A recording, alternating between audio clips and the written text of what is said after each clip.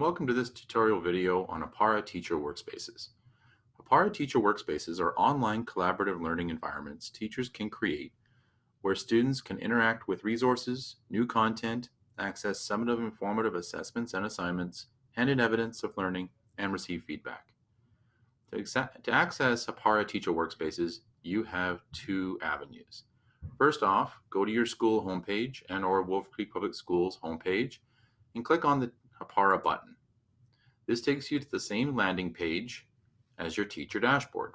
What you'll notice though is right next to Manage Classes, there's a Workspace button. If you click on that Workspace button, it takes you to the landing page where you can create, manage, and work with Workspaces. Your other option is to bookmark workspace.teacherdashboard.com,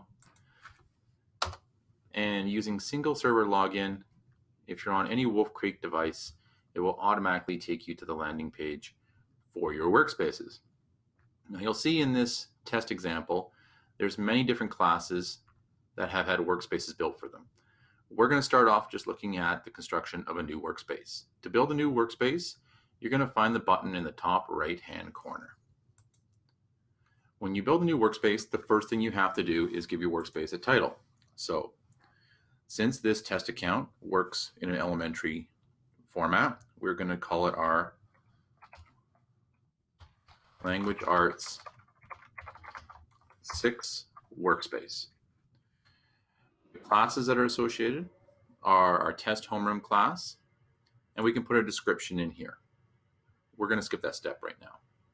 When we click Create, it gives us the ability to start building our workspace.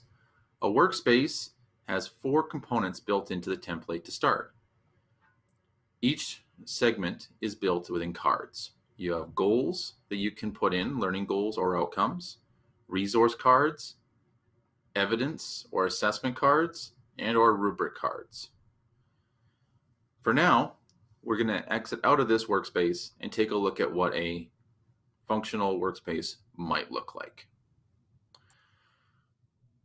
So you'll notice that we've come back to the landing page for our workspaces. Workspaces are organized by classes that they're associated with. You can see we have a number of classes, but if we click on our test homeroom class, there's been 4 workspaces that have been created for this class. 2 are gray, which means they're not active, have not yet been published for students. 2 are green, which means they have been published and are active. Students are working in them. To the right of the green bar, you'll notice that it gives you a summary of work completed within the workspace. And if we click on the workspace, we can get an idea of what it looks like. There'll be future videos that will outline the process of building each of these chunks of a workspace. But briefly, you can see we have 2 outcome cards that have been created. Outcome cards, again, direct the learning within the workspace. We have 2 resource cards here that are set up as YouTube videos. You can put any type of resource in here. It can be docs, PDFs, images, or YouTube videos, whatever works for you. You can also have multiple pieces of or resources within a card. And you can see the assignment cards here that are constructed where students complete their work.